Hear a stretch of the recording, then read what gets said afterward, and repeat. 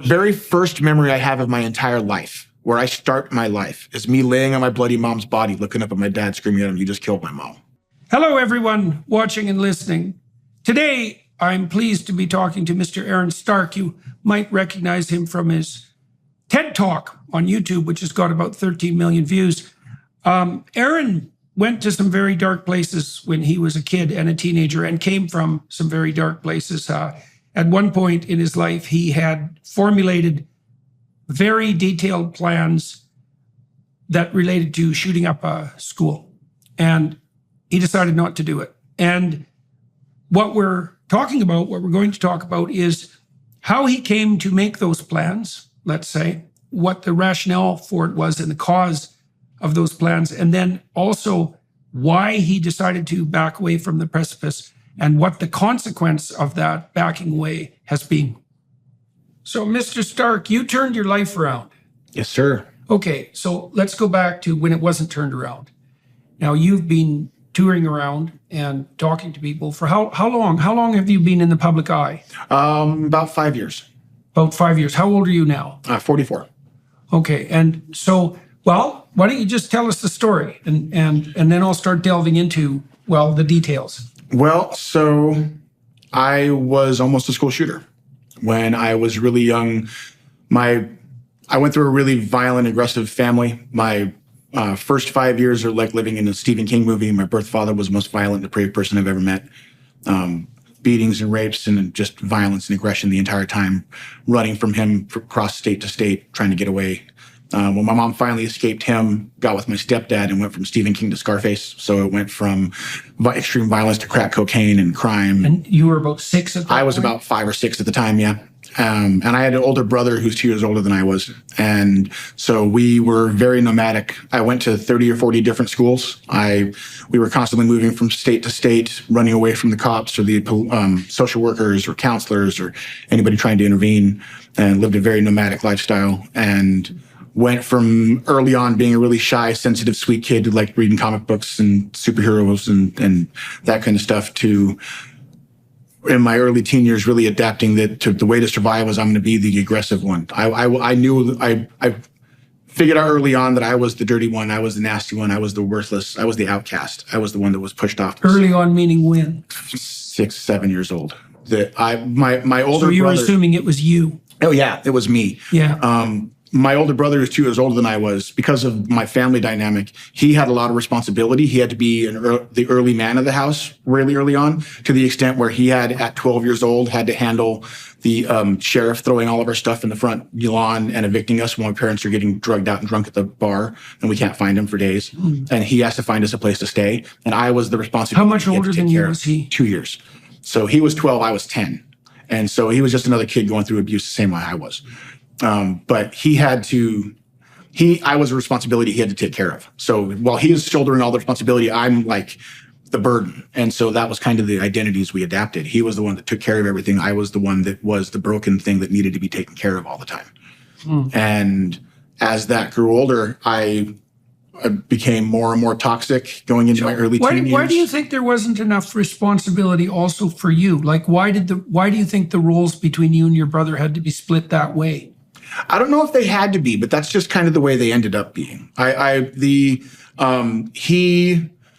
Just because of our personalities, he was more of a hands-on kid. He's older too. Well, he was a gearhead too. His likes were more physical. He liked doing things like building things, taking stuff apart, fixing cars, stuff like that. I was more intellectual. I liked reading and loved. I would read like the Bullfinch's Mythology textbook when I was 4 or 5 years old.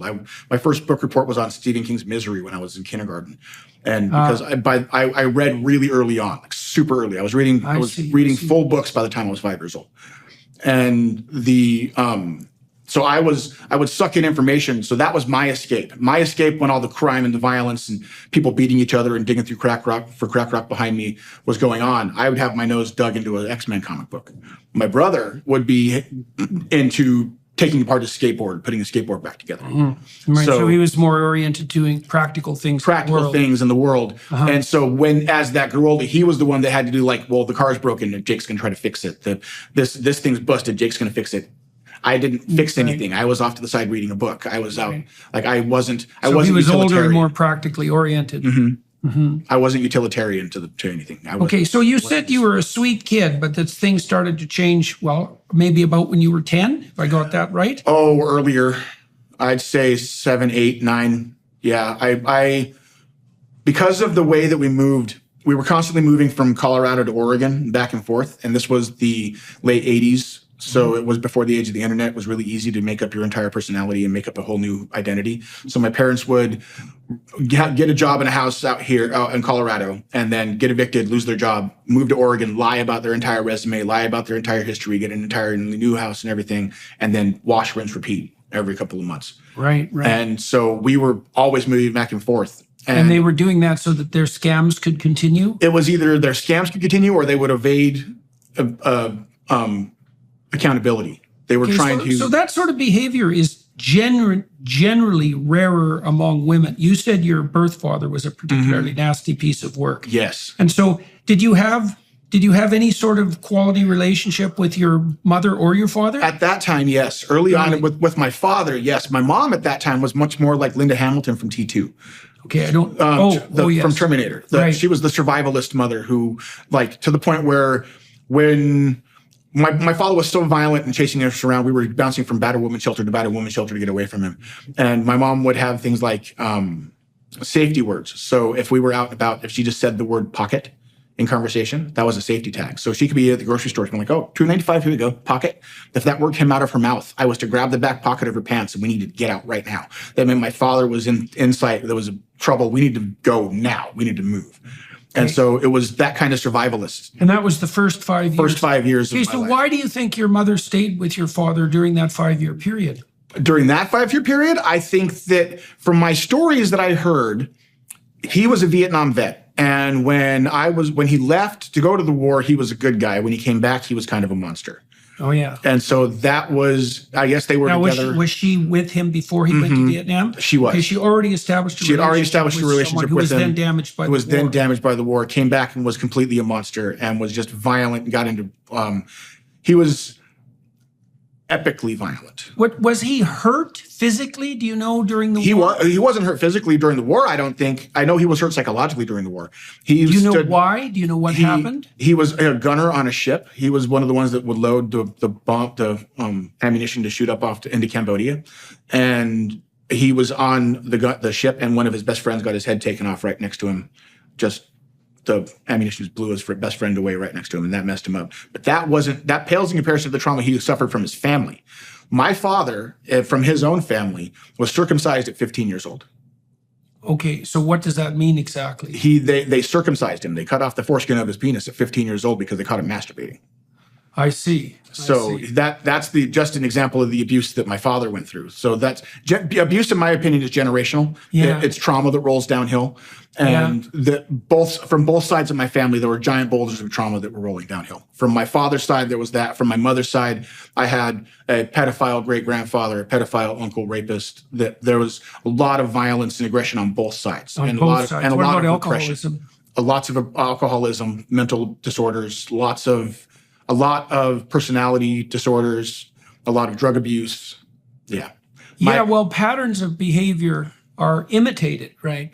Consciously and unconsciously. And what that means is that if there is a pattern of pathology in a family, it will echo down the generations until someone digs into the underbelly of the problem, sorts it out and stops it. And then, at least in principle, that'll stop the intergenerational transmission. There are genetic predispositions, but they're complex, eh? So you can have a genetic predisposition to depression, which would mean that you're likely to be higher in the trait neuroticism, which is a trait associated with negative emotion. There are also heritable tendencies towards antisocial personality. So if you're extroverted and disagreeable, and even worse, if you're extroverted, disagreeable, and unconscientious, if you take a pathological turn, you'll tilt likely in a criminal direction. And some of that has a heritable element too. It doesn't mean that wrongdoing or the proclivity for criminal behavior is heritable precisely. It means that we inherit different patterns of traits that predispose us to different categories of temptation, you might say. Right? Yeah. The way I present it to my family is that we are taught different languages of how to express our emotions. And if your vocabulary of emotional expression is violence and aggression, then that's the language you're going to teach everybody else. Yeah, well, it also means that you don't know the alternatives. Precisely. And so it's really hard to express yourself in a calm, rational manner if the only language you speak in your head and outside and in your world is violence, aggression, and toxicity. It's really hard then to assess. Well, it's also difficult for people who are temperamentally more aggressive to learn how to integrate that aggression in a socialized manner. So if you have a small child who's extroverted and disagreeable, they're going to push you and they're going to test constantly. And now if you take a firm tack and you're sophisticated, you can help those children become socialized and competitive, in which case their proclivity to push can be, well, usefully channeled into, competitive victory, let's say. But it's hard to do that, especially when if the kid's particularly pushy.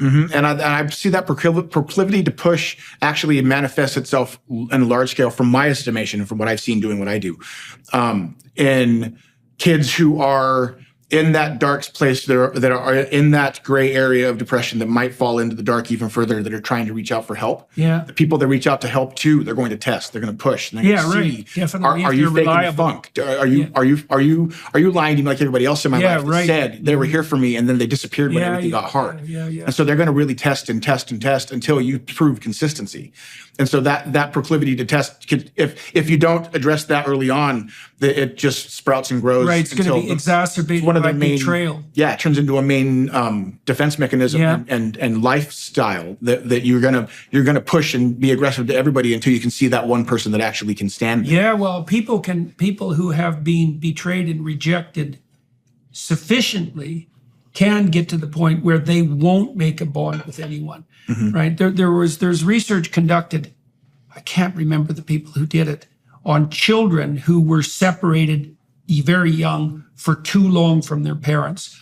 And they go through a period of protest that's very intense to begin with. Of course, they're distressed about being separated. And then the protest behavior decreases, but it'll emerge sporadically. And then that'll decrease. And once the protest behavior has been eradicated completely, it's very difficult, even if the parent comes back, to reestablish contact. The children put up a barrier, which is akin to the barrier that you're describing, that's very difficult to pierce. And as you said, what will happen too to children who abandon is that because they've been betrayed repeatedly and deeply and hurt very badly, is they will test like mad to see if they can break the bond, to see if it's reliable. And that can actually get to the point, you see this in conditions like borderline personality disorder, where the person will test everyone so completely that no one can actually put up with it. And I see that quite a lot. And I think that the more we can, that's the advice that I give them when I get doing my talks, is that be that island of normal in the ocean of chaos for that person. That person is, everybody, when I was in that spot, everybody in my life thought that I was either a monster or a project. You either wanted to fix me or you were afraid of me. And if neither one of those are a person. And so... well, a project is often something that people undertake for their own self-glorification. Precisely. And if I'm just a mark on your checklist and I'm not actually... I'm an activity to you. I'm not a person you're engaging with in a rational response and listening to and having a rational, reasonable discussion and discourse. I'm an activity on your checklist, and that means that I'm automatically under you. When we have activities and we're doing things, that activity is a thing we are doing. Well, that's the toxicity of pity. The toxicity of pity. Demoralizing. It is. It is. And the thing that my best friend did, and he's still my best friend to this day, was he was the one person that saved my life by treating me like I was a respectable person that deserved help. When did you meet him? I met him when I was 10. Okay, so did you have friends before the age of 10? Not really. It's hard with an itinerant lifestyle. Like that. I didn't have any real connections. And then even after that, once that slightly stabilized in my teen years, the moving down slowed down a little bit. I was able to stay places for slightly longer. I didn't really gather friends. I got what I called disaster groupies. They were people that wanted to kind of live vicariously through my darkness because they didn't really have anything like me in their world. So there was a bunch of... Was that like a group of outcasts? Yeah, it was a bunch of teen kids. Yeah. So, me and maybe one or two others that had a similar kind of background, because looking back, it was a bunch of depressed kids trying to navigate depression without any adult supervision. But it was, in reality, what was going on was there was a house that one of my classmates at school, his dad paid the rent and his dad bought all the food, but his dad didn't live there. So it was just my 16-year-old friend and his little brother that stayed there.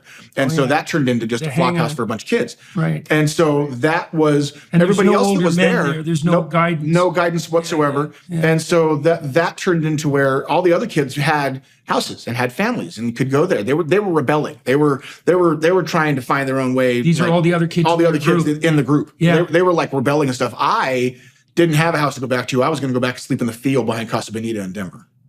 I was going to go try to steal free samples out of the grocery store and evade my criminal family. If I did hit my family's house, it was to grab little bit of clothes so I could get out of there before the violence started. So I wasn't going home to any stability. I was going to go live on the streets, and I was going to go try to survive. They all got to go home to their houses.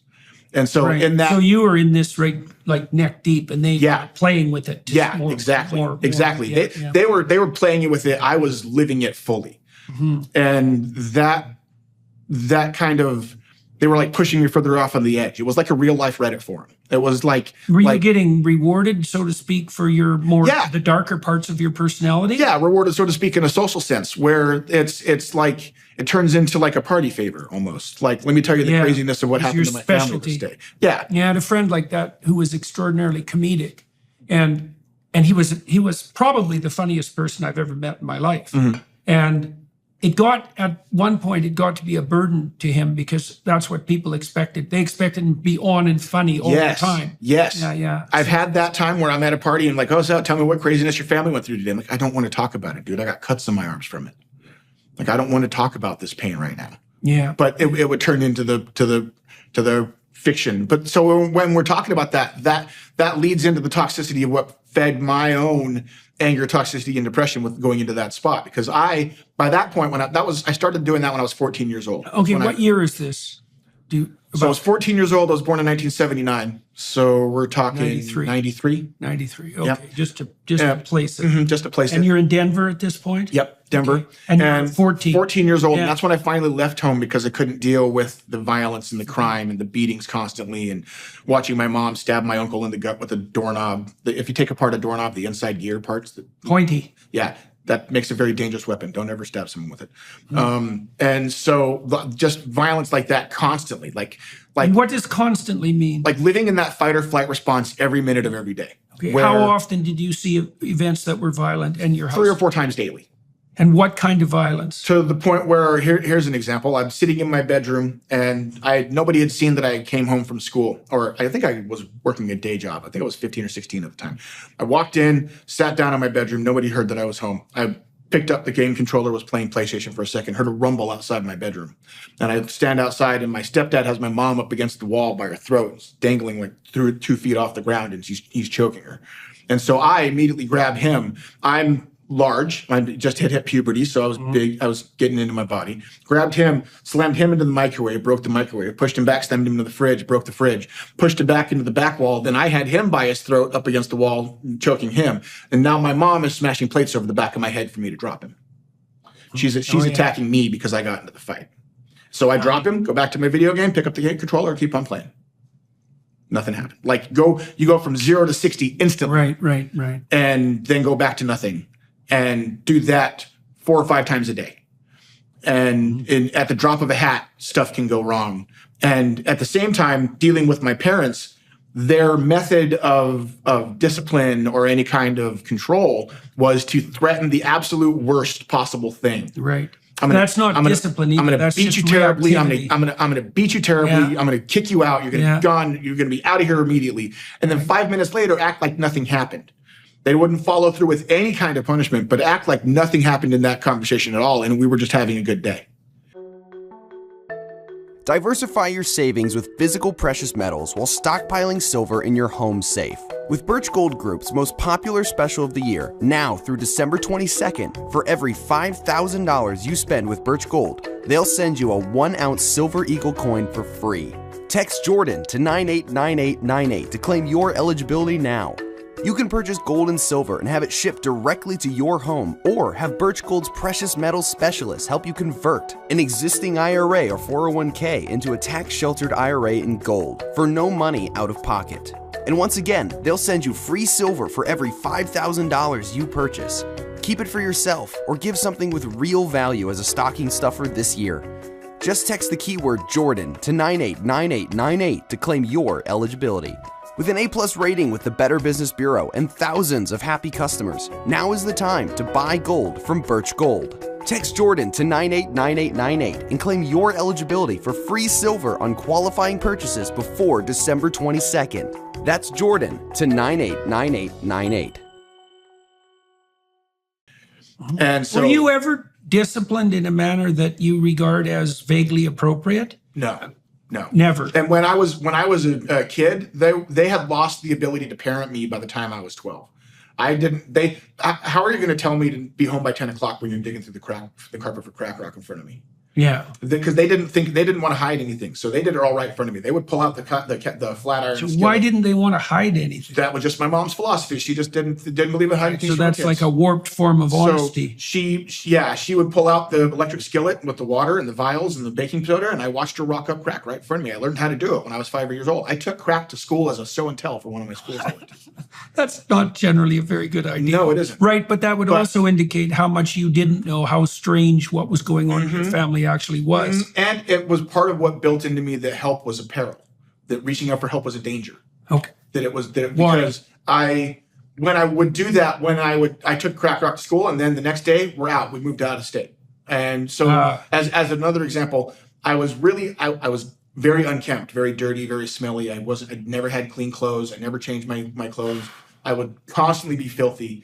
And there was one school I went to. I must have been 9, 10 years old, or really young. And I went to the school, and on the walk to the school, I actually defecated in my pants and kept on going. I crapped my pants and kept on going to school. And so I went to school, spent the entire day there. The next day I go to school, and there's a box of stuff for me, okay? The teacher had brought a box of stuff. They brought clothes and books and a coat and all these new school supplies. Yeah. I take it home, and I show my mom, like, hey, check this out. I got all this stuff. Yeah. The very next day we're out, we moved away. Because that's the sign the teacher got too close, that someone's investigating too fast and we need to go. So I see. It turned into a danger signal that if I reached out someone's for help, attending to you. If I reached out for help, that meant that the police might get involved, my parents might go to jail, my brother might go to foster care, I might go to foster care, all because I tried to get help. Right. So let's go back to between 1 and 5. You talked a little bit about your mom and your dad. You said your dad was particularly damaged in Vietnam. Your mom had established a relationship with him before he went. So I imagine she felt somewhat beholden to him. And also I would imagine maybe she loved him. Certainly she would have felt sorry for him when he came back because he was so damaged. And so how did the two of them spiral into the trouble that they had? And then when did you and your brother come along? Were they married? They were married. They did get married. They were married. By the time I was born, the extreme violence had already started. So I'm not sure about how that spiraled in. I have memories early on of my father sleeping on the couch and my mom realizing he's finally asleep. So she picked up a 2x4 and beat him bloody, beat him almost till he was dead because she tried to escape. And she beat him. And how old do you think you are? I was 4. And you can remember that? I remember him laying on the couch and over him slamming into him with a 2x4. I remember that. And then us going. But then he found us. And you left, but he found us. And he would chase us down. So there's a distinct memory I have of us in a battered women's shelter. Me and my mom and my older brother were living in a battered women's shelter. And me and my brother are playing outside. Okay.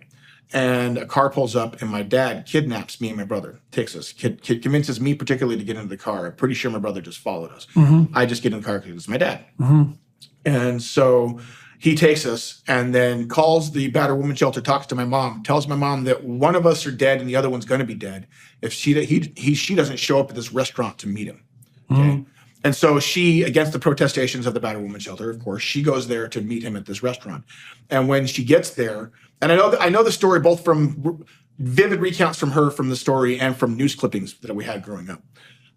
So she goes to the restaurant and he's there and they're arguing and he flips the table over in the argument and pulls out his classic weapon, which was a cross-shaped, X-shaped tire iron. That was his weapon of choice. Oh, yeah. So he picked that up and went to go hit her with it. And right then, everybody else in the restaurant pulled out guns and pointed them at him because the battered woman shoulder called ahead and filled it with undercover police officers.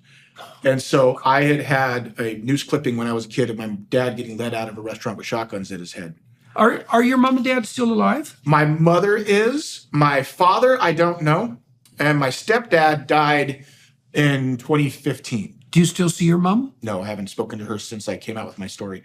Last time I talked to my mom, I had just left a live TV show appearance in Denver. I was having a really good moment. I just was on live TV for the first time. Took my daughter with me. She got to see a TV studio, so I was having a cool little. How many kids do you have? 4. 4 kids. How old are they? 23, 20, 16, and 12. The 2 older are my step. 16 is my. How long? And you're married? 13 years. 13 years. And how has your marriage been? Great. Fantastic. Really? Yeah. Well, congratulations. I am as happy as can be, and I successfully broke the cycle. My family doesn't have any of the trauma that I went through. Okay, good. Well, we'll get into how you did that. Okay, so now back when you're little, your mom and dad are in a very violent relationship. They're married. Your dad obviously wants you guys around for some reason. I think it was more to control her. I didn't think it had anything to do with us, because once we were gone, he didn't care. He never came to contact. I never had any time where dad tried to reach out. Never had any of those loving conversations. I don't have any loving memories with my father. So you had no relationship. The very first memory I have of my entire life, where I start my life, is me laying on my bloody mom's body, looking up at my dad, screaming at him, "You just killed my mom." Oh yeah, that's where I start. That's not a good. Alfred Adler, a famous psychologist, he believed that those first memories, in some ways, are determinative, like that they sort of set the frame. And so that's a hell of a first memory. Yeah. Now you had your older brother. Did you have a relationship with him? I did. We were pretty close growing up. Okay, so you had a male role model in the house who wasn't completely pathological. Do you see your brother? I haven't talked to him since I started talking about it. But that side of the family attacks me, not because I'm saying something that's not the truth, but just because I'm talking. Because and your brother as well doesn't feel that that's appropriate? Because I'm making my mom cry. I see. And so he feels that's inappropriate in relationship to your mother. Does he still see your mother? I believe so. Yeah. I don't know. I haven't spoken to any of them. I haven't spoken to that side of the family in 5 years. 5 years. Okay. So when you're little, how do you survive between 1 and 5? Like you have your brother, so that's definitely a plus. Okay, and you said that you were a very early reader, so you escaped into the world of fiction and reading. Yep. So comic books and mythology. Did you do well in school? I tested off the charts in my tests. Did you? But pride I didn't yourself? do any of my assignments. Okay. I never did. Well, any that's work. not surprising. Yeah. Well, first of all, that's not all that atypical for smart kids, but you lived in a pretty chaotic environment, so it would have been quite surprising had you managed to buckle down and do your work. Did you pride yourself on your intellect? I did. I would carry around both Finch's mythology with me all the time, or giant stacks of X-Men comic books, or the complete works of Shakespeare, and just read voraciously. And I loved doing like oral reports and book reports. And when I was in high school, at the final high school, North High in Denver, the only 2 classes I ever actually attended were English class and choir class. I would skip every other day, and I even failed those classes because of attendance rules. Once you miss 4 days, you failed the semester. Oh yeah. And I would only attend class once every 3 weeks or so. But the classes I would go to were English class and choir class. Why choir? Choir, because I think that actually has a superpower when it comes to kids who are depressed. Did you sing? I did. I still do. I still love singing. And I was in statewide choir and citywide choir and 16-person a cappella choirs. I would always go whenever all the schools I would go to whatever the advanced choir was and try out for it. Because that's what I wanted to do. What did they make of you in the choir? Because you said you were like an unkempt kid. You dressed badly. You're dirty. The teachers always put me in. When I went to Oregon one time, and I managed as a freshman in high school to through a tryout make it into the senior a cappella choir. That was just a 16-person a cappella choir only for seniors, and I was a freshman. So you had literature and music to save you. Yep. Yeah. Did you listen to a lot of music? I did. Who were your favorites? I'm very eclectic. I like a wide range. Back then, I liked a lot of oldies. I really liked the 50s music. So I listened to a lot of like Buddy Holly. It's very positive, eh? The 50s music. Yeah, I listened to a lot of like Buddy Holly and that kind of stuff. And the La Bamba soundtrack, I played that a lot. And then I didn't really like the 80s style music, the poppy kind of stuff. I didn't really like that. But I got into metal when I was older. So the Nine Inch Nails Downward Spiral album is pretty much an autobiography. Like that's pretty much how my life was going at the time. And so it was when I was a teen, it was Nine Inch Nails, Marilyn Manson, Pantera, Tool, that kind of stuff. Right. So the dark end of the metal spectrum. Yep. Right. But the more intelligent end of the metal. Right. I wasn't really into the death metal screaming anger kind. I was into the stuff that was talking about the emotions. I like singers that have heart. So like Creedence Clearwater Revival. Yeah. Something where when you sing it feels like it's digging in your soul. Yeah. They're great. Their music has aged pretty well too, Creedence Clearwater. Yeah. So 1 to 5, you had no relationship with your father except one that was extremely negative. All you saw from him was violence. Mm-hmm. You had some relationship with your mother. Do you think your mother loved you? Yeah. That's where the only time I have good memories with my mom is during that time. Okay. The best memory I have with my mom ever is sitting watching Willy Wonka's Chocolate Factory and singing every single song. And I knew every word to that movie. So I would sit there and sing the entire movie, and we would go back and forth with the songs. And that was the best memory of my childhood. That's the highlight of those years. And are you, during that time, 1 to 5, are you playing with any kids? Are you playing with your older brother? Do you remember any play? No, not really any playing. Just reading. I wasn't much of a player. Everybody else would go out and play, and I'd sit with my books. Oh, so you were. Now let me ask you some questions about your personality, if you don't totally. mind. Okay, introverted or extroverted? Then or now? It's changed, eh? Mm-hmm. Were you introverted before, or were you just afraid of people? That's a good question. I don't think I was afraid of people. I think back then I was, because it took a while for me to burn that out of myself. When I in my teen years, I think that I lost the ability to get embarrassed or ashamed or afraid of anybody, because when I was a kid, I made fun of myself more than anybody else did. That's very self-deprecating. Yeah, that's a good trick. I had a better fat joke than you did, a better insult than you did. And well, it'd be surprising to me if you were introverted as a kid, because you appear to be very extroverted. You smile a lot. You talk quickly. I don't think introverted would have fit, but I wasn't extroverted. I kept to myself pretty much, but I liked the arts. So right. So maybe what happened was that your interest in literature, let's say, in the arts, was so strong that if you had to choose between being with people and reading, you picked reading. Yes. Yeah, okay. Because so I always wanted to learn more stuff. I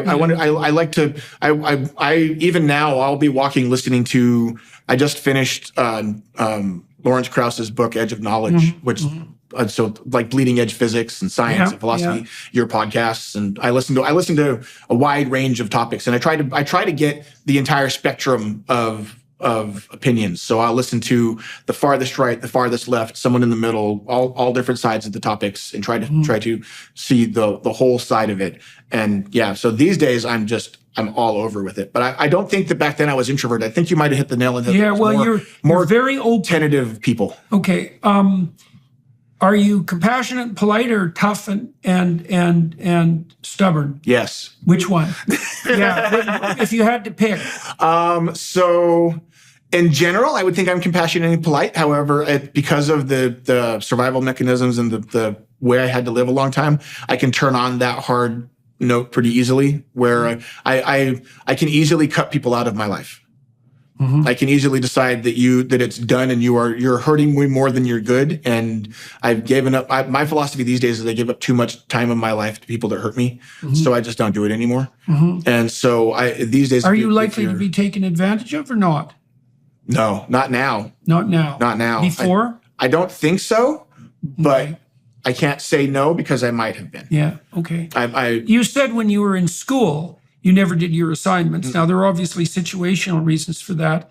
Are you a conscientious person, dutiful, orderly, industrious, or more easygoing? Kind of half and half. Mm-hmm. I tend to go. My wife is the one that does all the planning. So that's the best way to put it. When I'm doing my events and stuff, my wife sets up the planning, make sure I have my. She'll do the scheduling. She'll do the scheduling. I handle the material of it. Yeah. And I'm order detailed about certain things, but I'm very non-materialistic. Very, very non-materialistic. Nothing in my world matters physically. It's all about experiences and it's all about memories. So like I've had at more than 5 times in my life, I had people burst in my bedroom at 3 o'clock in the morning with a duffel bag screaming at me, we have 5 minutes to get out of here. We need to grab everything and go.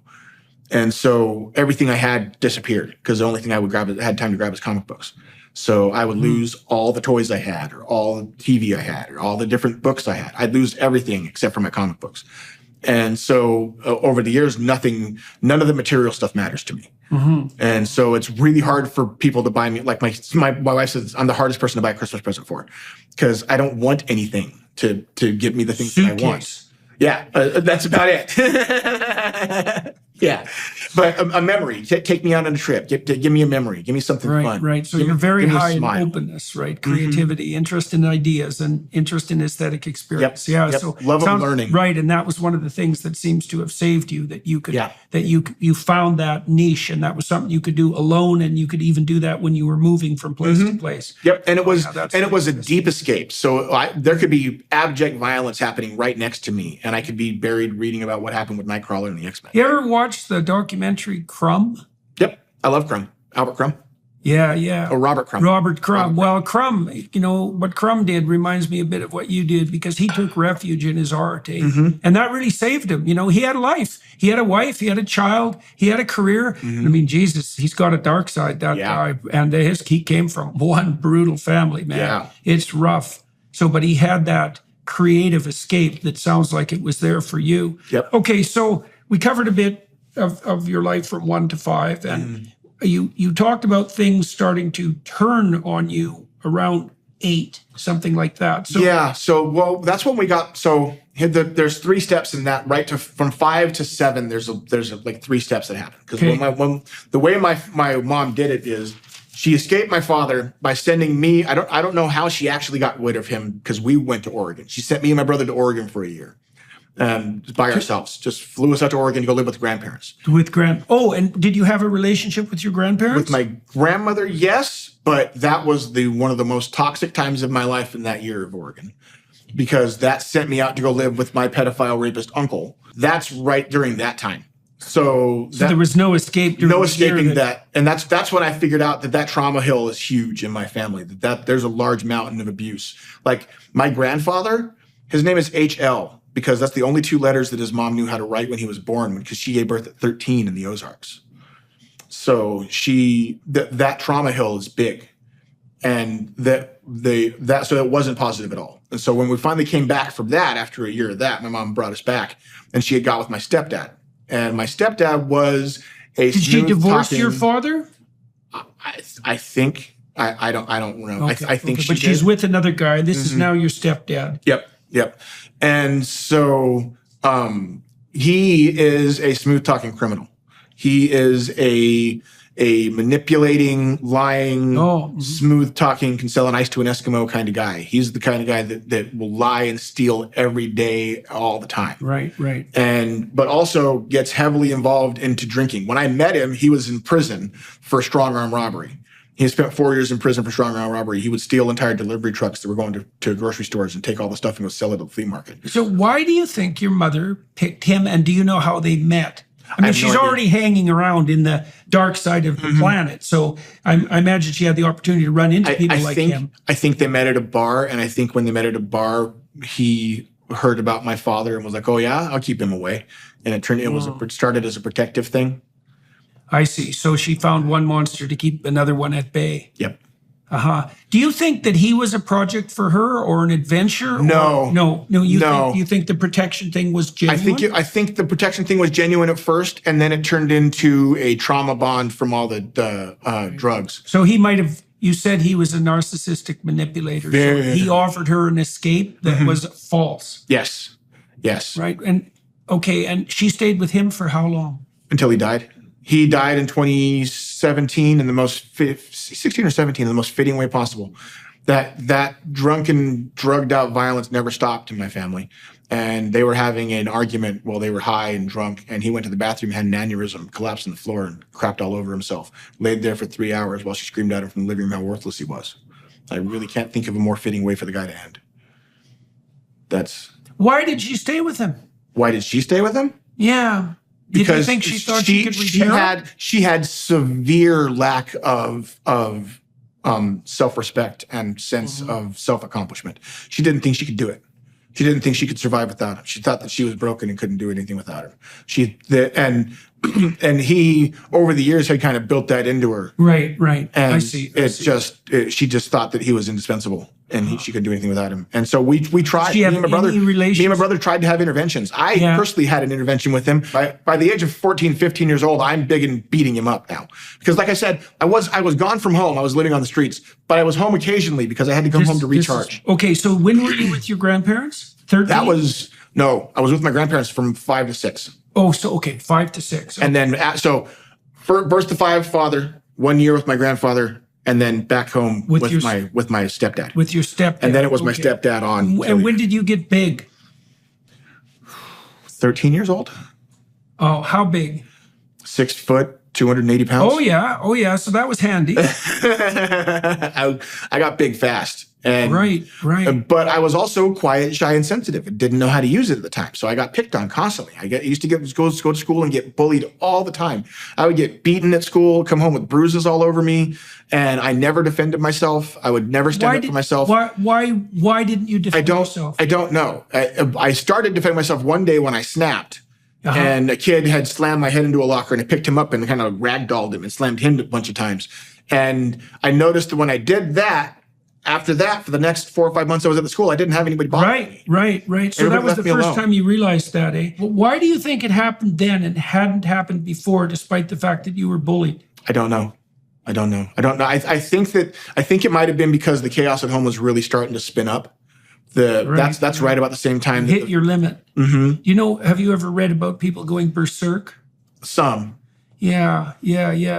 Well, it often happens to people who are in a very chaotic environment, who are being abused continually, and they hit their threshold, and it's something like a last-ditch do-or-die response, right? Mm-hmm. It's like, well, I've tried to retreat, that's not working, I'm cornered, I've got nothing to lose. It's a very dangerous position to put someone in.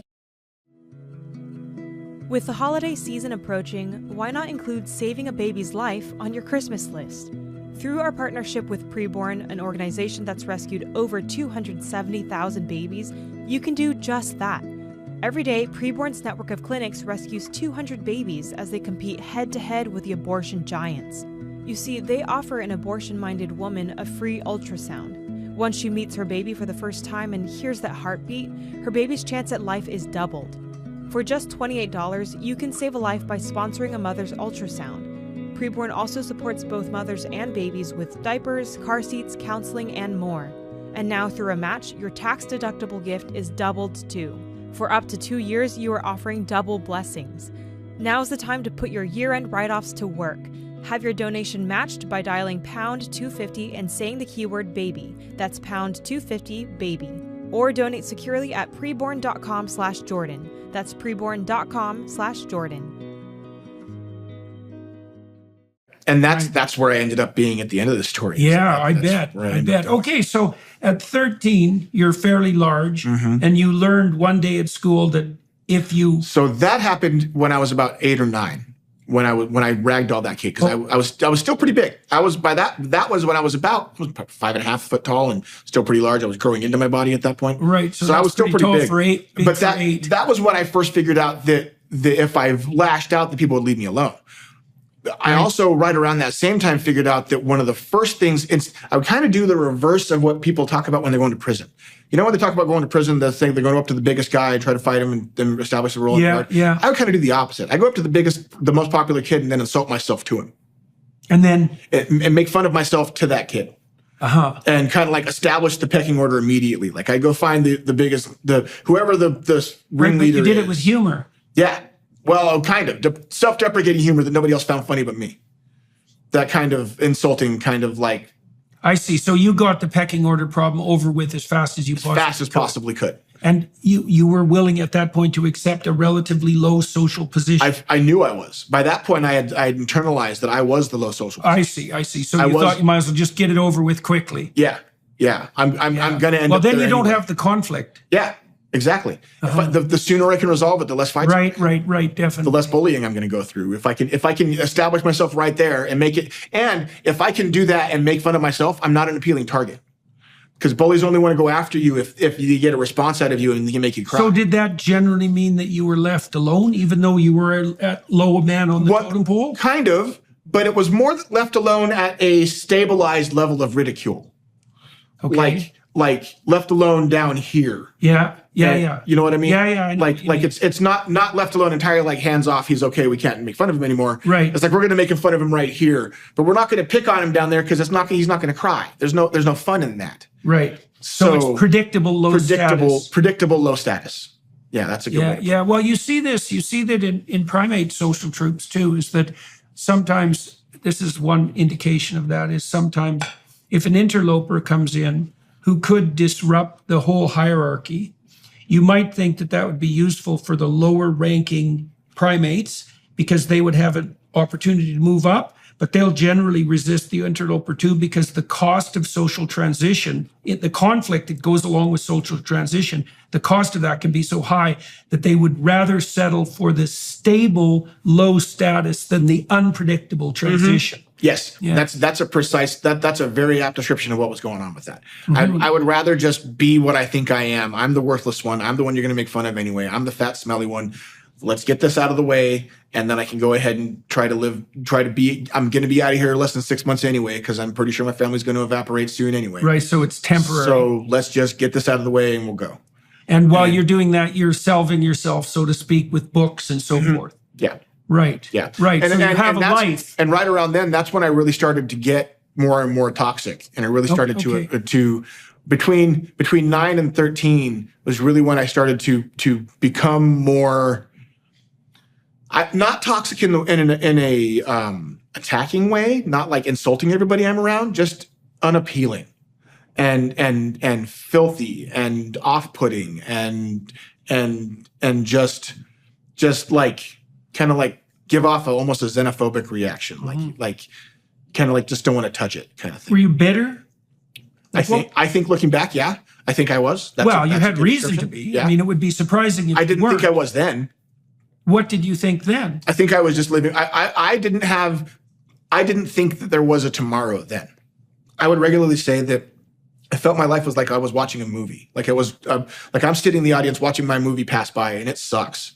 And I don't have any real control over it. Like another description I would use is like I'm living in a tsunami of pain. Like I'm just sloshing back and forth. Like my feet are on the ground. That first response, that's called derealization. Mm-hmm. It's a symptom of trauma, which is to see your existence as separate from you, right? The derealization is that this isn't, and I don't know if this accurately sums up what you're saying, but that this isn't real, right? Yeah. You're like a watcher. Yeah. It felt very unreal. It felt very much like I am not in my movie. I'm sitting in the audience and my movie is passing me by, and every now and then it pulls me into a scene and I have to be in it, but I don't have any script in this. I'm not engaged in this at all. Well, that would also be reflective, at least in part, of the fact that you had almost no agency. Yeah. Right? I mean, you're being pulled from place to place. Mm-hmm. It's not surprising that you felt that things around you were going on despite you, because they were. Yeah. Right? Yeah. So, and that's a very difficult thing to contend with when you're like 9. Yeah. Yeah. And my brother at the same time is getting a little more family status, because he is assuming the responsibility. He's the one that's handling getting the houses when we're getting evicted. And he's the one that's handling fixing the car. And he's also joining in. So he starts doing drugs with my family and he starts drinking with them. And he's really early on. He just joins in. So you don't? I don't at all. I didn't. Why not? I found it very unappealing.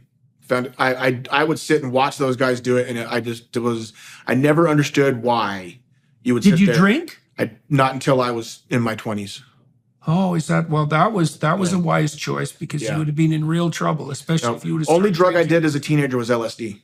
I tripped LSD when I was 16 years old, but I didn't smoke weed till I was 19.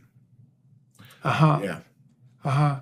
Okay, so now you're starting to change somewhat dramatically around 8. You said you start to become markedly, consciously unappealing, like trying to turn people off, do you think? But it started unconscious and then gradually, and I wouldn't even say gradually, it moved into conscious. Yes. Okay, and what were your conscious strategies and thoughts at that time? I wouldn't bathe. I wouldn't change my clothes. I wouldn't brush my teeth. I would say the really inappropriate things about myself and about what was going on. I would describe the stuff I was seeing in my house, like blatantly around people. And it was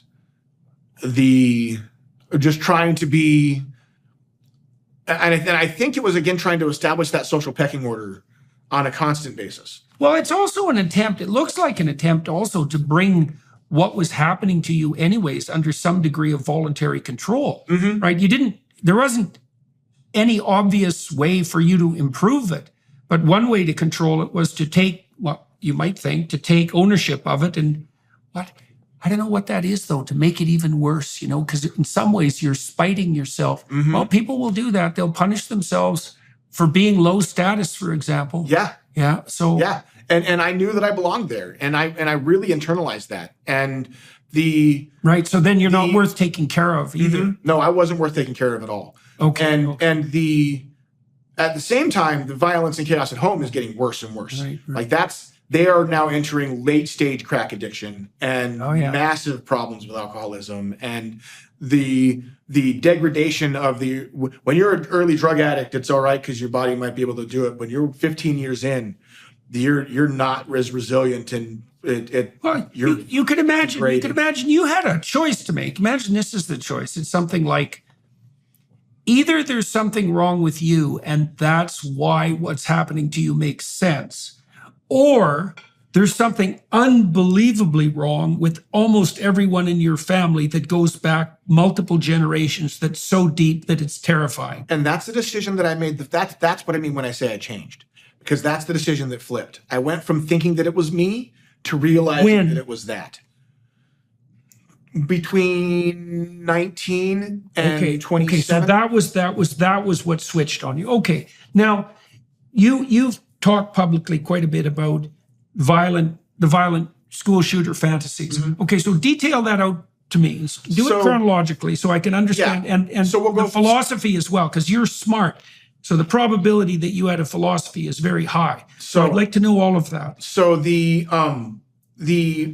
start around the 14 years old age when I'm living with that disaster group house where all the teenagers are there, because that's right around when that starts. Right. Now you've got a gang. Kind of, yeah. We'll call it a gang. That's a good way to put it. And so I've got enablers, let's say. Okay, fine. Psychological enablers with that.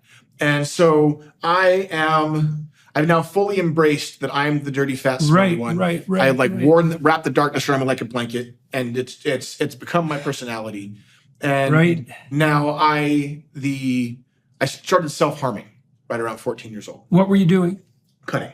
I would start with light cuts on my arms, and it started, I think, as an emotional regulatory thing, where it would calm the tsunami. It would when I felt like I was completely out of control. And did you have to draw blood? Yeah. So let me ask you something about that, because I've wondered about that. I've had clients who self-harmed. I'm wondering, tell me what you think of this hypothesis. Yep. So imagine, that time you snapped. So you could say you're out for blood. Okay, so imagine that there's a part of your brain, a relatively primordial part, associated with defensive aggression, which, if pushed, will only be satisfied with the sight of blood. Well, so because it's very common that people who self-harm will state very specifically that unless they draw blood, they won't calm down. Yeah, no, because it wasn't finished. If you didn't draw blood, you didn't do it, and that was very much. It started with very light, sacrificial gesture, to offer blood up to the gods of emotional storm. In a way, yeah. And it would, and emotional storm is a good way to put it, because it would calm the tsunami. It would lower the thing. It would maybe even not lower. It would kind of cut through that fuzz with something that was concrete and mine. And even though I knew it was destructive and I knew doing it was bad and it was hurting me, it was still mine and it was real. and nothing else in my life felt like it was real. And so that well, blood is real. Yeah. Yeah, and the scars afterwards are real, and the pain was real, and the cuts, the scabs were real, and all of so that's interesting too, because that means that it also stood as an antithesis, perhaps, to that sense of derealization that you had. Yeah, and I was also at that time feeling a strong sense of anger at a complete lack of accountability for anybody in my world. Right. Nobody in my world had any accountability or responsibility for anything. When stuff went wrong, they didn't have to deal with it. They evaporated and started over. They didn't have to deal with the ramifications of the hell they were causing. They just continued and continued and continued. Why do you suppose that bothered you and not them? I don't know. That I don't know. It really did start to bother me, though. That was a thing that was really getting to me. So that's a violation. Yeah. Well, I can understand that. You know, the complete lack of accountability. Yeah, when I see people in my life, in various places, failing to be held accountable for their pathological actions, I find that very, very difficult. Especially when there's not even any not self-reliability, self-acknowledgement. Yeah. Not even any self-awareness that this is what's going on. It's like to me, it's a violation of the intrinsic moral order. Yes, it's a violation of our social contract. Yeah. That we are supposed to at least engage in a normal way, where I'm supposed to, if you say you're going to do something, I can reasonably accept that that's what you're going to do, not that you're lying to me and doing something else entirely behind my back. And then getting away with it. Getting away with it and smiling and doing it again and enjoying the fact that happened. Oh, yeah. Reveling that's rough, man. Like, I had to sit and listen to them laugh about how the lies that they were doing and how my stepdad was stealing. He would lose jobs over and over again because he would get a job, steal everything from the job and go sell it and then lose the job again. Right. And I would sit and laugh and listen to them revel about that and laugh about that stuff. And it would just make me angry. Yeah. And so I'm now in this. Yeah, well, everyone that a psychopathic thief robs is a fool. That's how they justify it. Well, if you're so stupid I can steal from you, then you're so stupid that you deserve it. Exactly. Right? Everyone's a rube and everyone's a target, and the person who's doing it is smarter than everyone else. And now take that phenomenon and apply that in that dynamic to a depressed kid. If you're depressed, you deserve it because you're the worthless one and you should have deserved it. Yeah, so you're in a weird situation there, because on the one hand you feel that strongly that people should be held accountable for their moral shortcomings, but on the other hand, you've accepted your role somewhat perversely as low status. You've started to, in some way, revel in it. A little bit, yeah. Well, you've adopted it voluntarily, and you said you were pushing it to its limit. You said you wrapped the darkness around it like a cloak. It became a definite, not only personality trait, but survival technique. Right. Well, it's an identity as well. It was an identity. It worked in this house that you were in. It was. I was the dark unicorn in the house where they didn't have anything like me. But at the same time, I was living 3 parallel lives at that exact moment, okay? Because at that house, dark unicorn, where all the pain I was going through turned into a party favor. It turned into some weird positive in a negative way. Yeah. Negative, positive toxicity. Yeah, I've actually seen people like that. And so there's that side. Yeah. Then I have my home life where it's just abject hell, and I'm the worst, and I'm the bottom, and I'm the cast off, and I shouldn't even be there in the first place. Why the hell am I even in the house? Then I have the other side, which is I met at 12 years old, which is Mike. Oh. And when I went to Mike's house, it's a very important character to bring him in the story right now. So I met Mike when he was 10, I was 12. We met at a comic shop. We bonded over comic books. We met playing the original Mortal Kombat 1 video game to time it out to see what time it was. But we immediately bonded the first day we met. Immediately hooked. I went to his house. I basically never left. We just deep conversations. How old were you? I was 12. He was 10. Oh yeah. So we just hooked up, and I just basically never left his house for a week. Why did his parents put up with you? They were really at the time. They were super sweet. They lived in a giant 4-story house. They were both really well off. His dad was a computer programmer. His mom was a lawyer. Very, very well to do. He was just. They thought that I was just a sweet kid down the street. I lived at the opposite end of one of the blocks there at that time. So at the opposite end of the block of one of the houses I lived in, that's what I meant. And so we just bonded immediately, became good friends. And it started where I would stay there for weeks, and his parents were fine with it. And then over the years, I stayed there for a couple of days, and they were okay with it. By the time I'm 15, 16 years old, I can't stay there anymore because now I'm really dirty and filthy. And if I sit on their couch, they have to clean it when I see. So you weren't so bad at the beginning. It was I was wondering why they would put up with you, but I get the picture now. So you were a more or less ordinary kid as far as they were concerned when the relationship I was just his son's friend at the start, and I was having a rough life, so they were going to try to give me all that. I see. Okay. And then over the years, as I went from 12 to 13, 14, 15, that abusive arc I was going on made me go down And what's Mike doing during the time that you're declining? The whole time I've been friends with Mike, he's never treated me like anything but an equal.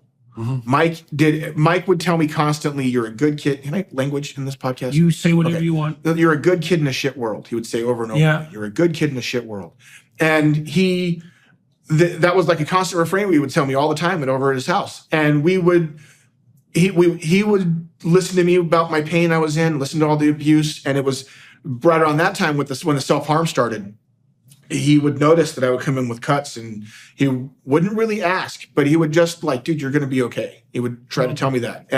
But I'm also spinning out because I'm only there for a couple hours, and I go out and my world is very chaotic. I'm living. So the normal part of your world is shrinking. Mike. Shrinking very quickly. Yeah. Okay. Yeah. And so the self-harm starts getting really bad, like deeper cuts. And I can't stay at Mike's house because his parents won't let me there. I'm too filthy. Yeah. And I'm burning out the rest of the friendship. And then that disaster group of friends house ends in one incident where I'm having a big party. There's like 20 kids there and all these kids from the school. And there's even a band from one of the kids. This is at the house. At that house. We had the big party. And then right in the middle of it, there's like 13 kids tripping acid. The parents arrive. So party's over.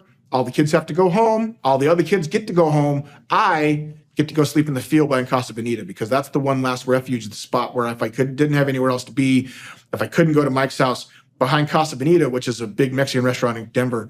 If you ever watch the show South Park, they did a whole episode on Casa Bonita. It's a big, and that episode is actually accurate. It's got pink restaurant with its cliff divers. It's really weird.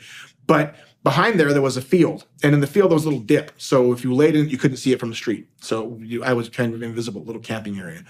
And so that was one of the last places that I could be. And so they got to go home. I got to go there. And so when that happened, that really sent me off on a really dark spin where that was kind of like my last support that I had been staying at. Right. Because I couldn't go home because the violence at home was really bad at that time. Like they were in the midst of a crack binge for months. They were really, really bad. And so I couldn't go home at all for more than an hour. Right. And so I'm now homeless. Yeah, right. And you don't have Mike. I don't have Mike. Point either. No. Right. And by this point, instead of sleeping in his house, the only place I can go, he lets me sneak into his tool shed. Mm-hmm. Because in his tool shed behind his house, they had a big recliner chair they had in storage, like a big lazy boy. Mm-hmm. And so I would go in there, and if I didn't have anywhere else to be, I could go to his tool shed and I could sleep. Do you still know Mike? He's still my best friend. I just talked to him yesterday. Oh, wow. Yeah, wow. Still my best friend in this world. Well, thank God for small mercies. Yeah. Let me ask you this question. Are you at peace with the mindless screen time you spend on your phone every day? Are you gaining that higher quality of life you know you desire? If this sounds familiar, I have good news. Starting on January 1st, tens of thousands of men all over the world will start 2024 with a 90-day journey together in search of a more purposeful life. It's called Exodus 90, and it was built to help men enjoy the freedom of becoming who they were truly made to be. Exodus 90 guides you in removing the attachments that are holding you back from a better life, and it actually works. Independent research shows that Exodus 90 men report considerable shifts after the 90 days. A dramatic decrease in time spent on their phones, stronger satisfaction rates in their marriages, a more meaningful relationship with God, and true brotherhoods of men on the same path. For the past 8 years, Exodus 90 has helped more than 100,000 men build their own roadmap for living with virtue in a culture that offers far too many paths to self-destruction. So, is it time for your Exodus? We start January 1st. Find resources to prepare for Exodus 90 at exodus90.com/Jordan. That's exodus90.com/Jordan to start your journey. So I'm in his shed and now I'm cutting myself so bad that there's a pool of blood on the ground beneath me. And it's like 2:00 in the morning, and I look up and there's the roof in the shed has gaps in it. We can see the stars in between. And so looking up and thinking, I got to do something. I'm going to die. If I don't get some help, I'm going to die. And so over the years, social services had tried to intervene a couple times. So I think, well, I'll call social services on myself. And so when Dawn... And you're how old? I'm 15. 15. So when Dawn came, I go, and this is late 15, early 16. So this is the end of that year, beginning of the next year. My birthday's in May. So it's about this whole process takes almost a year for this process to take. Okay. So I think I got to get myself some help. So the next day, when Dawn came, I knocked on Mike's back door and borrowed a bus fare and a phone book from his mom and called social services and set an appointment for that afternoon. And so they brought me there, and it was dawn when I called. The appointment wasn't until 3 or 4 in the afternoon. By the time I got there, they brought my mom in too. So we sit around at a table, big counseling table, and there's on one side there's 4 or 5 counselors. On the other side there's me and my mom. They have us all sitting together. And the counselor says, "So what are we here for? What's your problem?" And so I produce a bloody razor blade. It's box cutter style razor blade. And so I throw it on the table. I said, "That's my problem." I lift up my arm. I show him the cuts. I say, "I feel like I'm worthless. Feeling at the bottom. I feel like there's nothing left." Mm-hmm. My mom, who is the most practiced liar I've ever known, got them to believe I was just making it all up. I was just doing it for attention. I just did it to get a rise out of people. It wasn't that important. Mm-hmm. And they sent me home with her. And so we get 3 blocks from the place, and she turns to me with this evil look on her face and snarls, says, "You should do it you should do a better job next time. I'll buy you the f***ing razor blades." Mm-hmm. And I'm like, "Okay, you think I'm a monster? I'll show you what a monster is now." And instead of wearing that darkness like a blanket, I dove right into it. I went on what I call a 9-month period, what I call scorched earth, where that was where I hit my full toxicity. I was consciously going to anybody that was nice or good or positive in my world and offending you on purpose. If there was something that you liked, I would find that and break that. If you liked something, I would steal it. If whatever would offend you the most, I'd do that. Mm-hmm. And it was to the most important people in my world. I even went to Mike's house, stole 3 of the big boxes of comic books, went and sold them in a comic shop. I was trying to break every bit of positive in my world. Mm-hmm. For 9 solid months, I did that. And then during that period, I also snuck and charmed my way into every family member I could and smoothed my way in and got into all their picture albums, got the photo albums, gathered every picture of me into a pile and burned them. So currently there's only 5 pictures of me that exist before the age of 15 because So you went and established good relationships? Mm-hmm. Just briefly, specifically to get the pictures. Why? Because I wanted to erase my past. I wanted to annihilate my history. Okay. I was trying to erase me. And so after 9 months of that... Do you think that what you were doing... Look, the story that you've told so far makes why you did what you were doing, even in this situation, understandable. Did you know it was wrong at that time? Oh, yeah. You knew it was wrong. Well, why do you think it was wrong, given that you had all the reasons that you've described to do it? Why is because it wrong? I was hurting myself. At the time, I was in that self-destructive mode. Mike, for instance, as an example, when I did that, Mike's like, "Dude, what the hell are you doing?" Right. Now you're doing to yourself what has been done unjustly to you. Yes. So you're actually partitating. Now you're participating in the hell that's torturing you. Yes. Now I'm fully given into it, and I'm going to do all the self-destruction myself. I'm going to go all the way with it. I think I was told I was worthless and a monster enough, and I told myself enough that I fully believed it, and now I'm going to make everybody agree with me. And I went to try to offend everybody. Right. And so after 9 months of that, of personal societal destruction, I was alone, completely alone. And I had been alone for over a month. And I was in that field behind Casa Bonita. And I'd been living there for about a month. And I hadn't taken my clothes off. How are you eating? I was stealing free samples from the grocery store at the top of the hill. Did you ever engage in any criminal activity during that time apart from that? Yeah, I would walk up to the comic shop and steal a whole shelf full of comic books, walk down the street and hand them to the first kid I saw.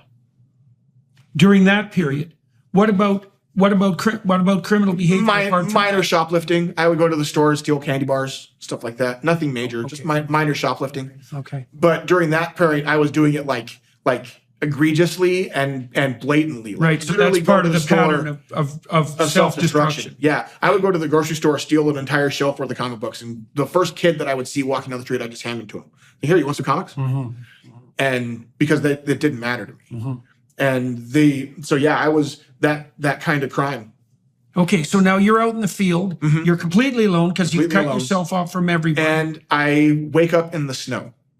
And because I had been there for months, I hadn't taken my shoes off in weeks, but I also wasn't wearing socks. My feet were just rotting off of my body. Like I said, I was surviving by eating free samples from the grocery store and stealing whatever food I can from up there and going dumpster diving. I was trying to evade the police during school hours by being on school campus but not going to class. Because I had to be, otherwise you'd get arrested for truancy. So I'm evading the police. And then I wake up in the snow, and it's so cold. The 2-block walk to get up to the grocery store, I wasn't just shaking, I was seizing. I was like, could barely breathe. Like my body could barely move. And I get up there and I'm looking in the mirror and I'm trying to wash my face off. And I'm like, I got to do something. I'm going to die. If I don't do something now, I'm going to die. And so across the street from the school I was at, there was a building that said, why didn't you just want to die? I don't know. Okay. Across the street from the school that I was nominally at was a building that said mental health. And I didn't know what it was for. I just knew that the sign said mental health. But I knew the last time I warned them, they brought my mom in. I'm not doing that shit again. So I'm just going to go in cold.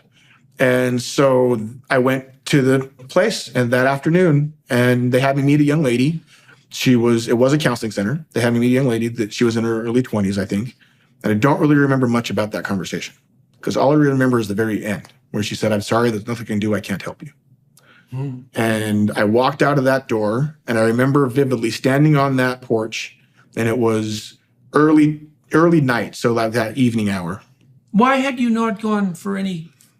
Well, I guess you said why. When you did try to go to social services, it always worked out badly for you. And then they brought your mom in, and that went even worse. Yeah. And now you went to this mental health place. And so when I stepped out that door, my brain broke like a mirror. Like standing on that step, that's the spot right then and there. Then my brain snapped like a mirror and felt like shards of glass in my brain. And instantly, 3 things happened, like one right after the other one. First thing was I found what was at the bottom of that tsunami. That tsunami of pain I was living in went all the way down to the bottom. And at the bottom, there's no more waves. It gets really quiet, it gets really still, and all the waves go away because there's nothing left to lose. Like, what are you going to do, cut my arm off? I'm gonna die. You're going to put me in jail? They're going to feed me. I don't have any more down from here. And so right then, the plans that I wanted to do crystallized in my head. I had talked them through with those disaster groupie friends because when we were sitting with those disaster groupie friends, instead of talking about sports or girls or football, we talk about killing people. We talk about, so if you're going to shoot 10 people, how would you do it? If you're going to shoot up a school, what would you do? And that was the fiction of the group. And so over the years, I had already based on why did that be? Now you said you were at the center of that.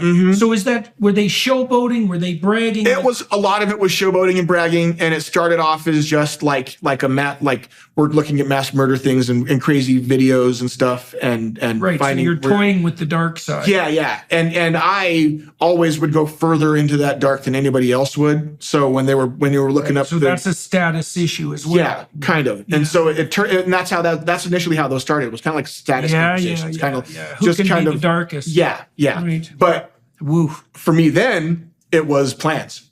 I knew. I had talked it through. I had already knew what I was going to do. I was going to go either through the windows into the food court. This was open campus area. This was at the school that you were supposed to be attending? At the school I was supposed to be attending, North High in Denver. And this was open campus area, so they didn't lock the doors or nothing, so you could get in and out easily. You could leave the campus and go to lunch and then come back. So I knew if I went in, I could go in through the doors and go right into the food court and kill everybody in the food court. And how were you going to do that? Well, so that portion of it. So the two plans was either the food court there or the mall food court. And it's both the same things. Neither one of those spots were soft targets. The school had uniformed armed police officers stationed in at all times, and the mall had a police station a couple doors down from the food court. The plan was to cause as much damage as possible and die while doing it. But that wasn't really the goal of my attack. The goal of my attack was to cause my parents to deal with making me. I wanted to have them deal with the ramifications of creating me. So I wanted to cause as much damage as possible, as visibly as possible, die while doing it, so then they had to deal with creating a monster. Do you think that would have made any difference? I don't know, but that was the goal at the time.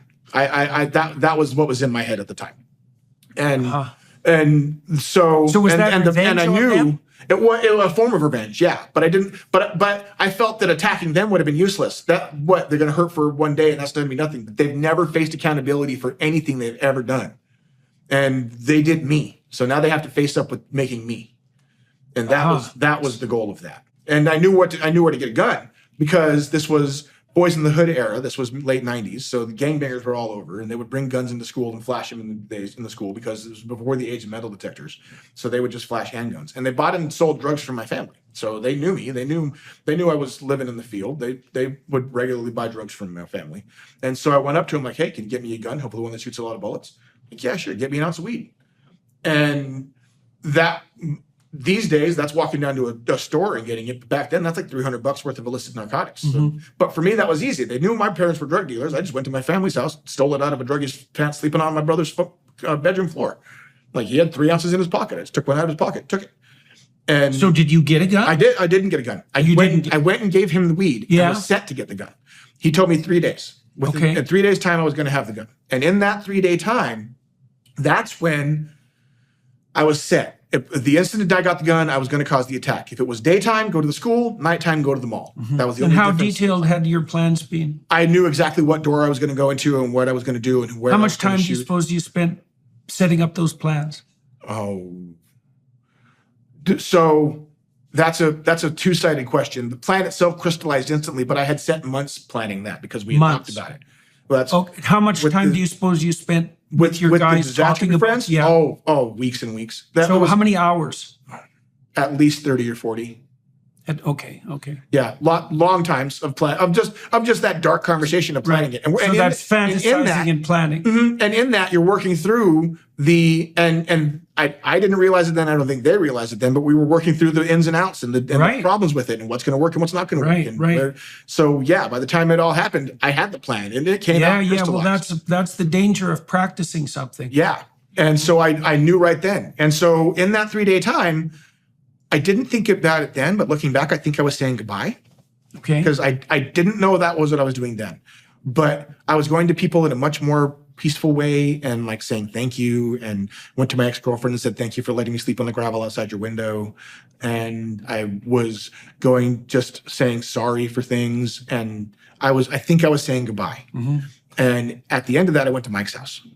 And when I went to Mike's house, I knocked on his door and he opened it and I was in tears and I was just crying, and he brought me in and he never asked what I was there for. He never asked what it was about. He knew intimately the hell I had been living in. It was his bedroom that I was in there when I was with the cuts on my arms, and he saw the pain from my family. He knew intimately the hell I was in, but he didn't ask. He just brought me in and sat me down and kept on telling me over and over again, you're a good kid in a shit world. That's what he kept on saying to me. And he sat me down and he gave me some food and we watched a movie. And he acted like that 9 months of destruction never happened.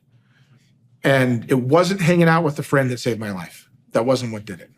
It was that when I knocked on his door, I felt like I was a walking ball of nothing.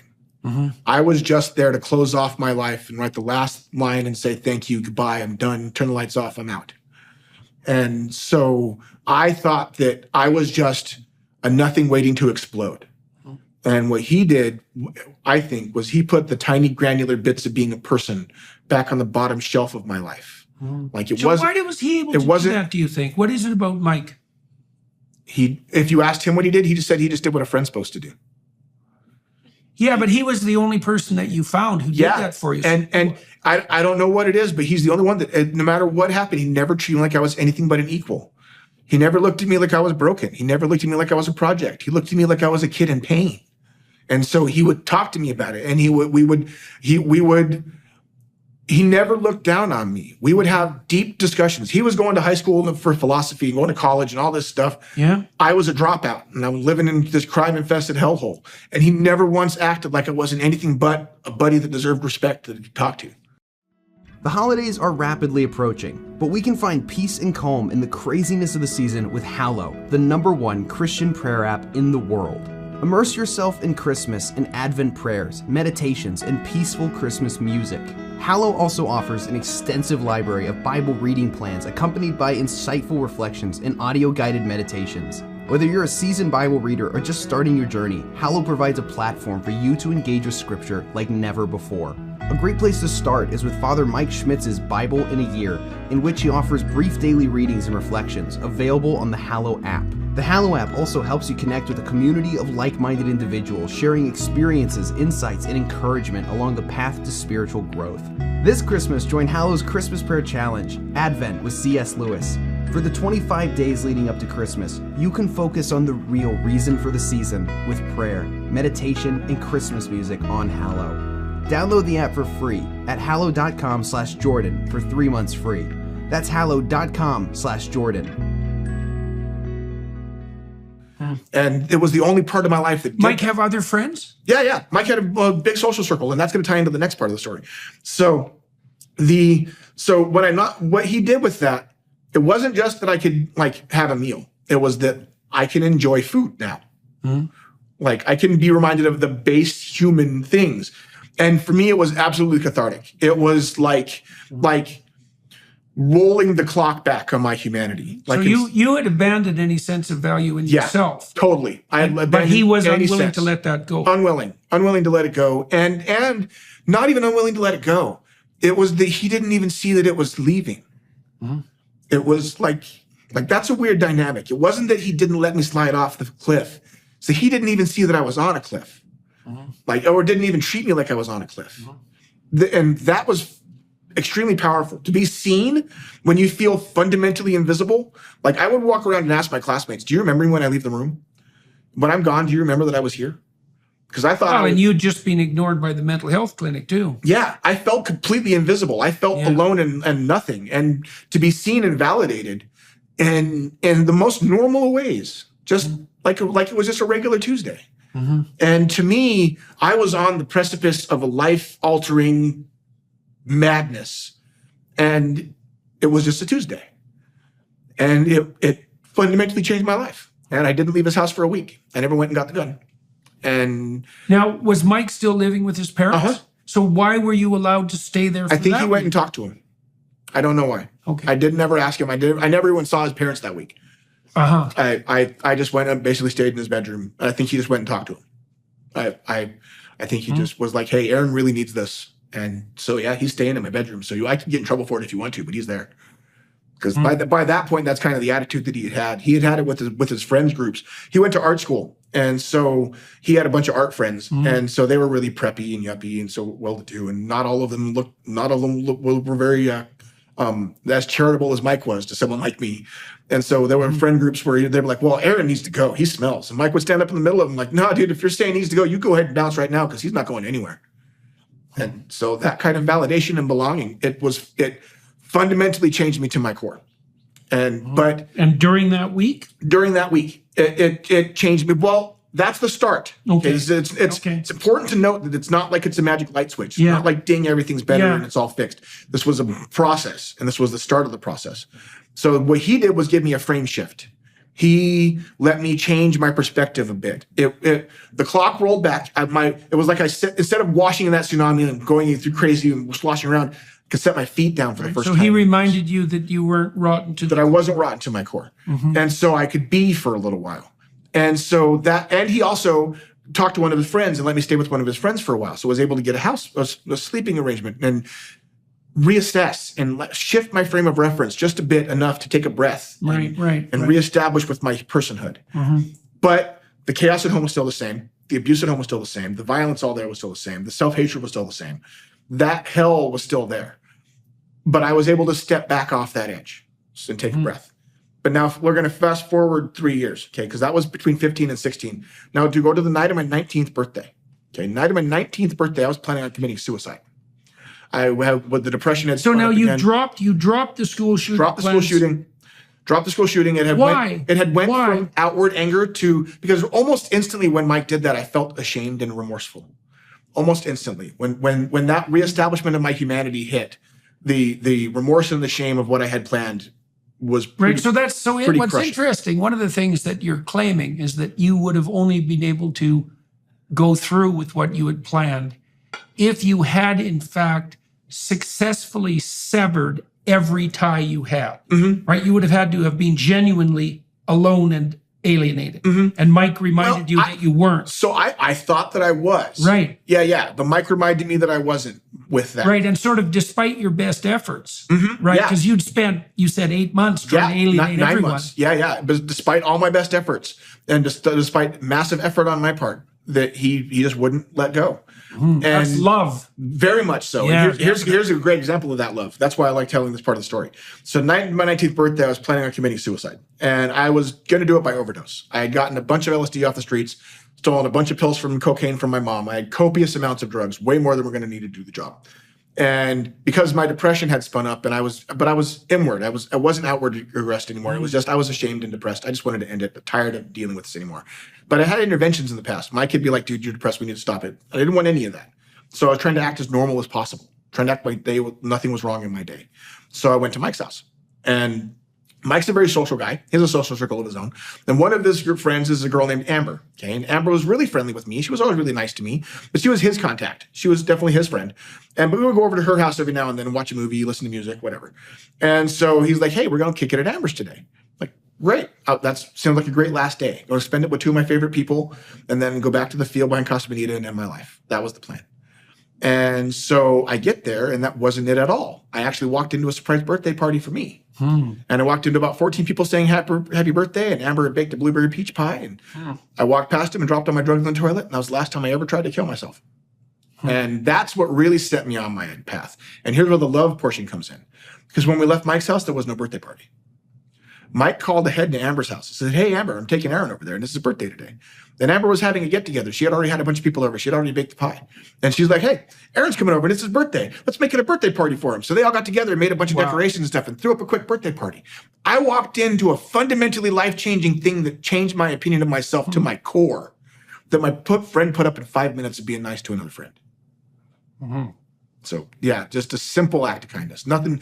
The people who tried to be not so simple, not so simple, man, but real, right, and fundamental, and genuinely thoughtful, right. And that it changed me. That's what really started me on the path to. That was the time when I reassessed, and right after that, I did some serious soul searching about, is this me, or is this not me? And had deep conversations with Mike and Amber and other friends about how, no, dude, this isn't me.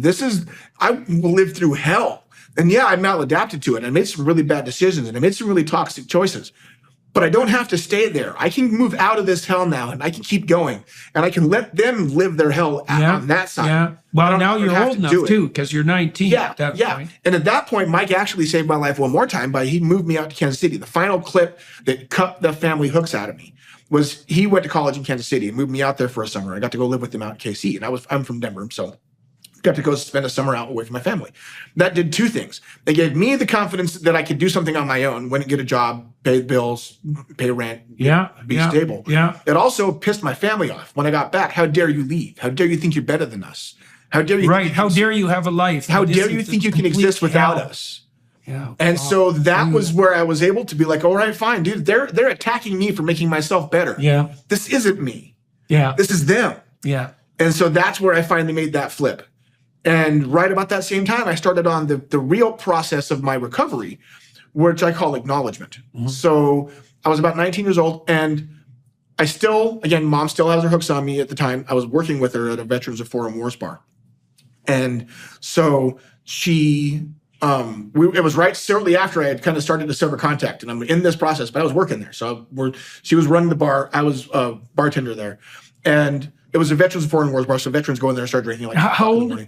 I was 19 years old. Okay. So, and my aunt is on the other side of the bar, and it's a bunch of people drinking, a whole busy night, and she's on the other side of the bar, and she's one of the people who had tried to molest me when I was younger, dug through the carpet for crack rock, tried to kill herself a couple of times in front of me. Toxic person. And she's on the other side of the bar. And she's just offhandedly talking. I don't even hear the conversation they're having. All I hear is her say, oh, Aaron, you know you love me. And I stopped and said, no, I don't. And I didn't mean to say that. It just came out. I said, no, I don't. And she said, what? I said, no, I don't actually love you. You tried to kill yourself in front of me. You tried to molest me, and I don't actually love you. I'm done. And she started screaming. She blew up and had a big old screaming fit. And to me, it was like white noise. I didn't hear any of it. It just turned into static because it was like an anvil jumped off of my chest. Like instantly, just instant release. And I felt so good afterwards that I just walked out like, oh my God, I just did that. And it was that was like a declaration peace. of freedom. Yeah. And so that started a process where I did that exact thing to everybody in my life that abused me. I went in a process of acknowledgement, and I made sure it was purposeful, very purposeful, so that it wasn't retaliatory. I didn't go to anybody and say, you did this and you need to pay for it. I went to him and said, this is our relationship has fundamentally changed. I don't actually love you, and I'm done. And I walked away. And that had such a cathartic effect on me. How did you know that it shouldn't be retaliatory? I just felt it in my core that it shouldn't be, because I felt if it was retaliatory, that just continues the argument. Yeah, right. It engages and continues the contest. Yeah. You're still hooked. It's still hooked, and it still continues the back and forth, and it's still the toxicity. Yeah, They're going to come back with, well, you did this. I don't care maybe about that's why that. you turn the other cheek. Yeah, this isn't about retaliation. This isn't about me getting something back because you hurt me. You hurt me, and I'm dealing with it. Right, and I'm dealing with it by being done with it. Yeah, I'm dealing with it, I'm done with it, and I'm going to walk away, and I'm going to stop having that hurt. And what sort of response did you get from people? Some of them screamed, and some of them yelled, and some of them begged me to stay, and I didn't care. None of it mattered to me. I just made sure that I said it. Why do you think you were able to not be manipulated into feeling guilty? I think because by that point, I had burned out the ability to get embarrassed or ashamed about anything. I had burned out the ability for any of those family members' judgment to hurt me anymore. Yeah, well, and as you said, too, you'd be down in Kansas City and you had that break where you could take care of yourself and have a life. And that gave me a breath and light on that to see. It's shown a bright light on that toxicity to see that was its own sense of hell. Like it's their insults cause other people to insult them back, cause a fight to happen. It's just a violent circle that just spins around and around. Yeah. And if I engage in that at all, I get sucked into it. Yeah. But looking at it, it looks really stupid. Mm-hmm. So the more I can step back and look at it, the easier it got. Right. And so your life... It was very important to me to not have it be retaliatory and to make sure that it was just get it out of me. And every time I did, it was like a step. It was like flying. It was like elation. Yeah. Just pure elation that I was able to do it. And now today, I can confidently say that I never sit and have the regret that, oh my God, I wish this person knew how I felt. Uh-huh. They all know. They all know I'm fine with telling them again. So you started to get your life together fairly seriously at about 19. Mm-hmm. At about 19. That's when I started, well, kind of emotionally. I started to get myself better. Yeah. And I started to reassess that I can do it, get myself some stability and drop a lot of that toxic affectation. Did you go back to Kansas City? I did not. I actually came back to Colorado and got, but I was living by myself and got my own apartment. Mike was helping me and got my own job. Okay. Oh. Out of that family hook. And what job did you get? I was actually, right around then, I was working at a Starbucks in Barnes & Noble, downtown Denver. Uh-huh. So I was just working at a coffee shop, service jobs. And did you learn to do a good job? Yeah. I've always been, every job I go to, they always want me to be manager. Every I see. First job I ever had, I became assistant manager. Okay, well, you said that you didn't do your assignments and so forth at school. So how was it that you were able to do a good job when you got a job? Because the assignments, I just never found them to be important. For me, I engage with things that I think are important. I see. So you felt it was important to do a good job. And important to do a good job and beneficial to do a good job. The assignments of the school I felt were rote busy work. If I know the subject, for instance, English class, the reason why I always went to English class was because I had a teacher that I had gotten kicked out of the advanced placement English class for correcting the teacher on Shakespeare. First day of class, I corrected him on Shakespeare. I had happened to be in my acid-fueled parties with my disaster friends. We were acting out the plays of Shakespeare at night. That's what we would do. We had the complete works of Shakespeare. Got the Midsummer Night's Dream and just pick a character and go through the play. That's what we would do, tripping acid, 16-year-old. And so I went to school, and my teacher was teaching Shakespeare first day, and he was getting it wrong. And it happened to be Midsummer Night's Dream. And so I corrected him. And the teacher does that thing you see in the TV. We're like, well, Mr. Stark, would you like to get up and teach the class? I'm like, yeah. So I stood up and started holding court. And so I started talking about it. And he pulled me out of the class, opened up the door of the class so everybody could see, stood me in front of the class, started berating me and screaming at me. Don't you ever contradict me like that. How dare you confront me in front of class like that? Don't you ever do that. Get out of here. Kicked me out of his class, sent me down to remedial English. So I got kicked out of the class where I'm correcting him on Shakespeare, go into the class where they're teaching sentence structure and punctuation. And I'm like, I go to the teacher. I'm like, you didn't find that particularly motivating? No, not really. I went to the teacher. I'm like, hey, I know this. Can I do this? Can I get your final? Because I know this stuff. I write and I read. I'm really good at this. Like, you can do that? I'm like, please just let me prove it. And so she did. She gave me the final. Same teacher? Nope, different teacher. Oh, different teacher. Remedial English. I see. Go down to remedial English. The remedial English teacher is a lady, and she's like, "Can you do it?" I'm like, "Yeah, sure." So I take her final. I aced the final for remedial English. Got 100%. And so from then on, I was her de facto class assistant.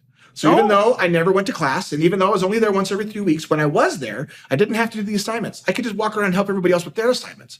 And on book report day, I didn't have to read the book if I could walk up to her and explain what the book was.